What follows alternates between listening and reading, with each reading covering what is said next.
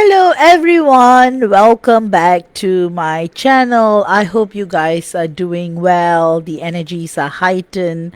Things are, going in different directions, especially with how you're feeling about life in general, love in general, and everything. December has this tendency, the month of December is often a month of deep reflection, of worry about how the next year is going to be and all of it. So that's why today we're going to delve into a topic that is going to be something that many of you guys may have been feeling lately. So that's why it's so good to be here today as we are entering a field of understanding that many of us divine feminines sense intuitively but rarely know how to articulate with precision, right? Partly because the surface level of this journey often obscures the deeper mechanics moving beneath the emotional experience. So guys, welcome back to my channel, and to all the new subscribers. Today we are going to talk about why our divine masculines did not lose interest. He lost access. And we're going to talk about the divine masculine after energetic boundaries. So, as I was saying, all of this happens because we are going into the obscure, deeper mechanics behind the emotional experience, and partly because the language available to describe energetic dynamics between us and our divine masculine is always developing. It's always becoming profound. So as more and more of you guys are awakening into the truth of who you are at a soul level, everything shifts. That's why today we're going to speak about the phenomenon that has been misinterpreted countless times,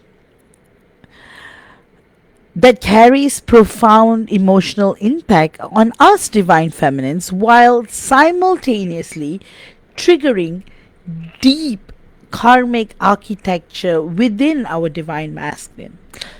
And this is what appears to be our beloved divine masculine's loss of interest, when in reality what has occurred is the divine masculine's loss of access. And this distinction is important because it is energetic, psychological, spiritual, and evolutionary.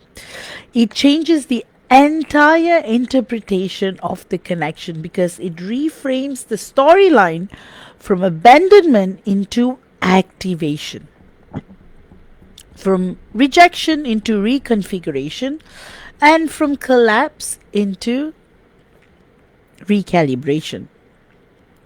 So, as we're going to delve deeper in this discourse, I want you to know we are not going to be speaking about surface behaviors of conversational attempts. We are actually speaking about the nuances, the laws that govern energetic resonance, and the way our sovereign feminine energy transforms the internal landscape of our divine masculine at a level he cannot rationalize or control. So let's begin with the foundational truth. Our divine masculines did not lose interest. He lost access. And the difference is everything, because interest is emotional, but access is multidimensional. Interest fluctuates according to mood, fear, external distraction, or internal instability. That's why when your DM says he's not interested, it doesn't mean that at all, because interest is emotional, but access depends on frequency alignment, nervous system capacity, karmic patterning, and the level of consciousness as divine feminines we are embodying at any given moment. So that's why, as the divine feminine, when we evolve, when we integrate our emotional body, when we stop collapsing into our divine masculine's patterns, we stop absorbing his unprocessed energy, and we stop making ourselves smaller to stay energetically available. We do not close our heart, we elevate it. So instead of becoming cold, we become coherent, because we do not reject our DM, we reject the dynamic that's not in alignment. So this elevation creates an energetic structure that is all patterns cannot enter.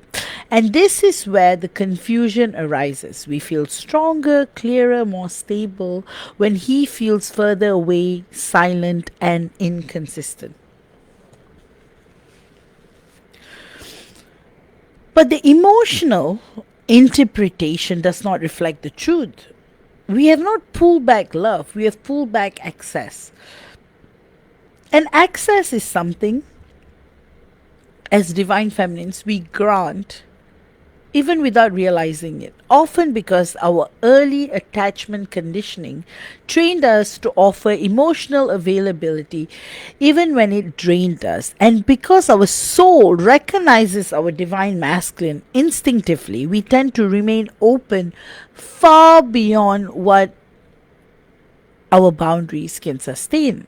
That's why when we finally adjust our energetic posture, when we stop being permeable to his unresolved fears, when we stop allowing his avoidance to define our sense of worth, he does not feel relieved, he feels destabilized. And he experiences this shift as indifference. Not only as indifference, but as a profound existential separation inside his nervous system. And this brings us into the first expansion. Rejection exists at the surface, energetic inaccessibility exists at the soul level. So, as the divine feminine, when we feel rejected, we are interpreting events according to emotional logic. Our divine masculine did not respond. He said something hurtful, and he does. Divine masculines always say something hurtful before they withdraw, right? And choose distance and acting weirdly or indifferently. These experiences may be painful, but they are not the root cause. They are symptoms of something happening beneath them. So that's why energetic inaccessibility is different. It occurs when, as divine feminines, we rise into a frequency our divine masculine has not yet stabilized within himself. And this does not mean that we are superior, it just means that we have integrated a layer of our emotional and spiritual body that he has not yet touched inside his own system. That's why he would feel drawn to us even more intensely but unable to approach. The urge to reconnect, yet every attempt feels overwhelming. Or he may sense us in his field constantly, yet the idea of reaching out triggers fear, inadequacy, or panic. So this is not a loss of interest, it is a loss of the unconscious pathways he previously relied on to access our energy. So our divine masculine often does not understand how much emotional regulation us divine feminines were giving him simply through proximity, attachment, and psychic availability. He only realizes it when our field shifts and the emotional supply that once stabilized him is no longer automatically present. That's the reason why I always say it's okay, but in order to get to this state of detachment, we have to experience attachment too. That's one thing. But can you see what happens, the divine mechanics, when we actually cut off access? Our DMs start to panic. That's the literal truth. That's why energetic boundaries are not walls. They are shifts in calibration. A boundary is not a defense mechanism or an emotional barrier. It's a frequency, it's coherence, it's a state of internal clarity in which, as the divine feminine, we no longer permit energetic entanglement with this unintegrated shadow. And this happens naturally, not through force. As the divine feminine, we do not need to set a harsh rule.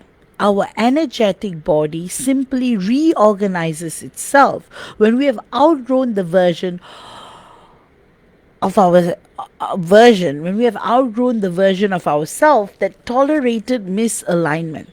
We no longer trust our pain into self blame or interpret our divine masculine silence as our inadequacy or seeking validation from emotional responses.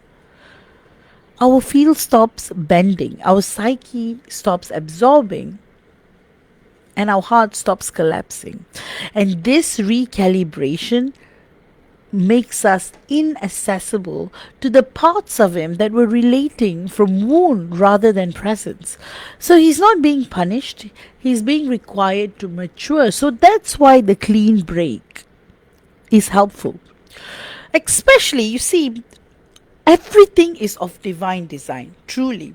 Even when our DM says words like I will never ever speak to you again, or blocking us on social media, or saying he's not interested, or pulling us close and pushing us away, or being really nice and then being totally not nice, these things are designed by our higher selves to get into these different stages of clearing, evolving, soul remembering, and going beyond and deeper in our journey, which goes down to the point that our DM needs to mature, but in order for it to happen, we need to cut excess.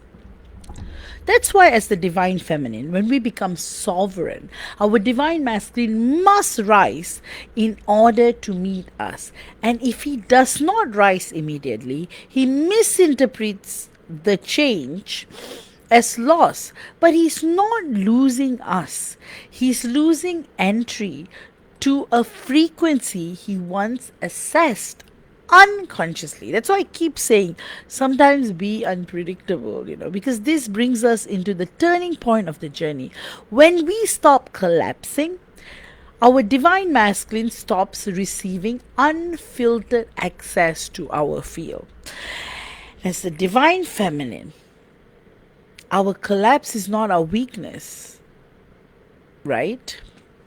It is a trauma response. It's an instinctive attempt to maintain connection at the cost of our own boundaries. That's why when we stop collapsing, we do not become detached or unloving. We become internally regulated.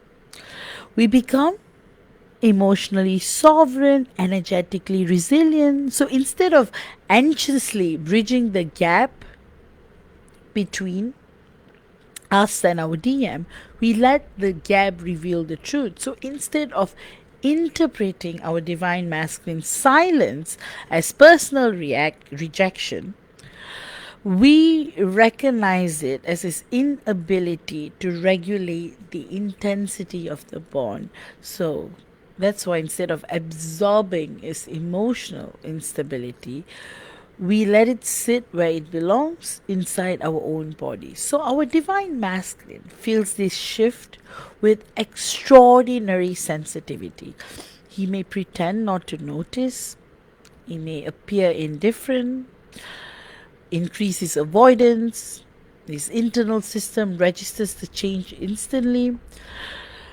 He experiences the loss of our collapse as the loss of emotional access, feels our soothing presence running under his fear, and our unconditional availability beneath his doubt.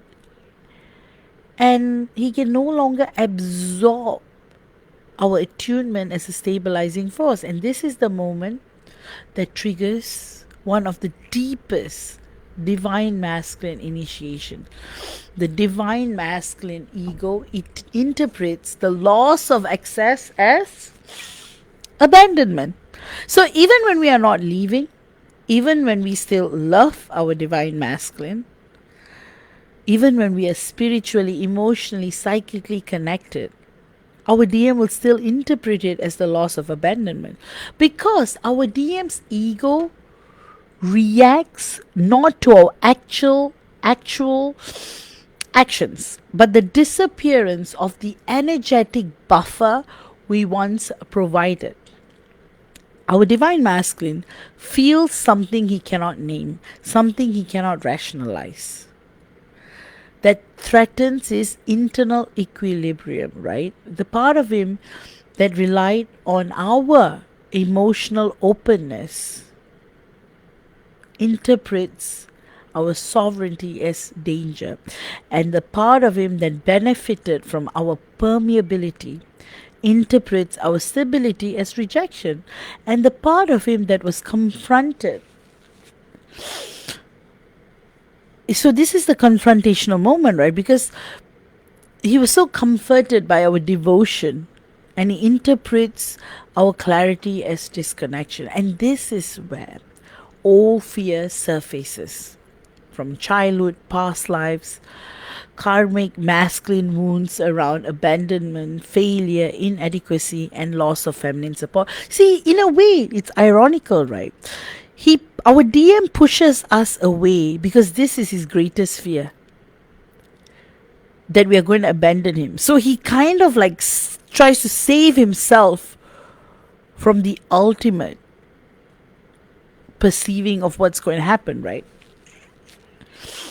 So that's why he's not reacting to us. He's reacting to his own unresolved history.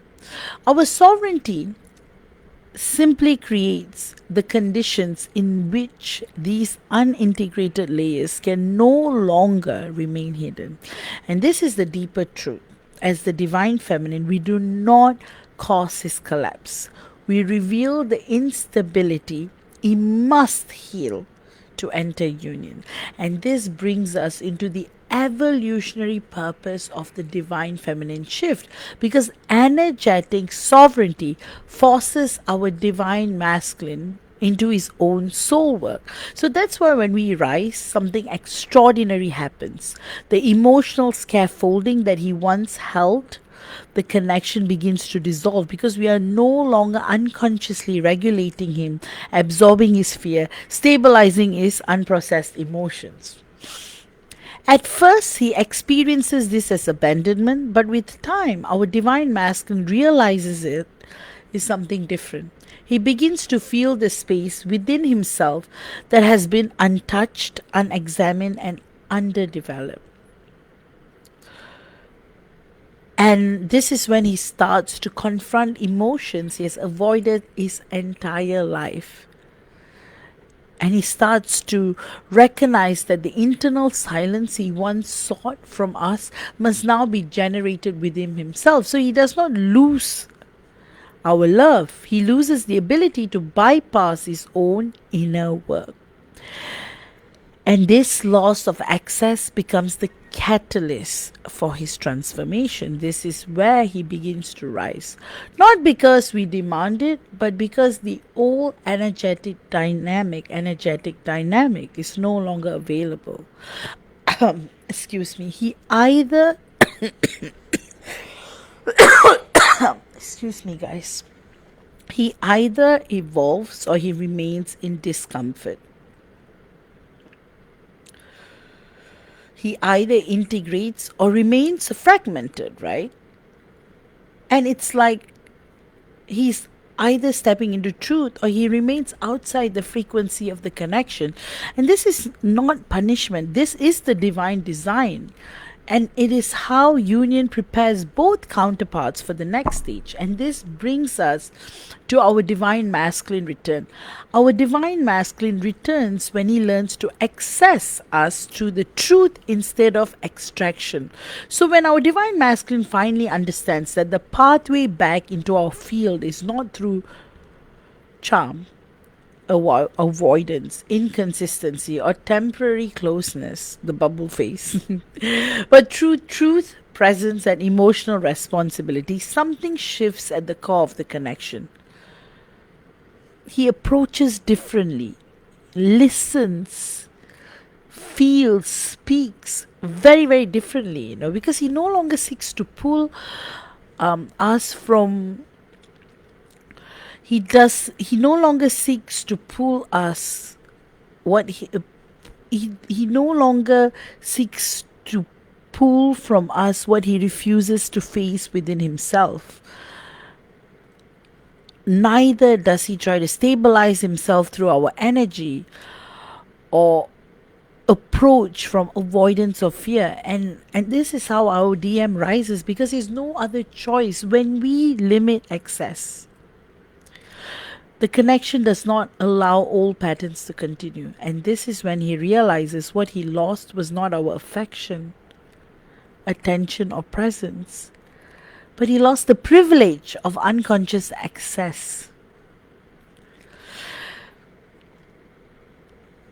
The emotional permeability that we have offered, right? And the ability to remain untransformed while receiving our light. So, and that realization marks the beginning of the reunion timeline.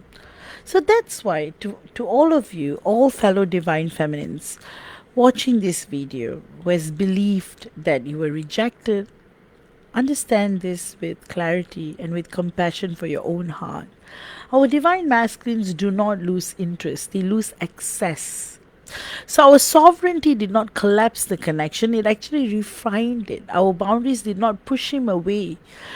They illuminated the work he must do to meet us.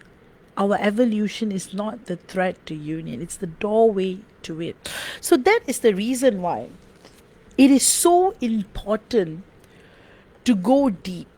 So many of you guys would ask me, you're doing all the work, you're doing this, you're doing that, you're feeling sovereign, you're feeling detached, but he seems to be in walking the other direction instead of walking towards you. Number one, you're still detached. I mean, you're still attached to the outcome. Secondly, when we are changing, there's ought to be change from our DM, right? So initially, he's so used to the warmth that we are providing, right, to our divine masculines all the time, all day, every day, warmth, love, showering energetic love, care, concerned, and it's so soothing, it's so warm to his heart, the cuddles he feels from our higher self and everything, and suddenly we cut it off. So we cut it off and we think our DM is losing interest, but that's quite the contrary. Us drawing boundaries is what's bringing him back, because he realizes he can't just get into our field by being a charmer. He needs to face the truth and take emotional responsibility, and that creates the foundation of return and stable union. So I hope you guys have enjoyed this discourse, and the next time your divine masculine rejects you, blocks you, says something mean, hurtful, cruel, take it as a gift from your higher self, because that's when everything is going to change. Because if you're still amicable, it can also cause, because sometimes, okay, that's also fine, but sometimes the hurt is what pushes us within to realize the truth, and the truth sets us free. So that's why, truly, when you feel abandoned, or when you're going through separation, or when you're not able to stabilize union, go inward. External teachers like me are meant to inspire your internal teacher. Always trust your intuition. God is always within us, and our higher self is always guiding us towards the best. All right, with that, I hope you have enjoyed today's discourse. And guys, I've opened up spots for the 1212 portal healing and activations. So you can book through the link in the description. Again, guys, because it's conducted over video call, or I also have the option of it being conducted remotely, you can. The earlier you book, you can get the time slot of your choice. With that, I will talk to you all soon. I will see you all again with another discourse. Take care, loads and loads of love. And if you guys want to work with me one on one, you can do so by booking the first time twin flame guidance, psychic guidance session via the link provided. And for returning clients, you can book the 1 hour Ask Me Anything You Want open session. All my sessions are conducted via video call, one on one by me, so you can ask me all the questions you have during our session. All right, with that, so much love and blessings to you all always. Take care and remember, the 3D template of love and twin flame love is very, very different. Pain, rejection, hurt is the catalyst for the change that on a soul level you're waiting for. All right. So good things are meant to happen. Blessings always.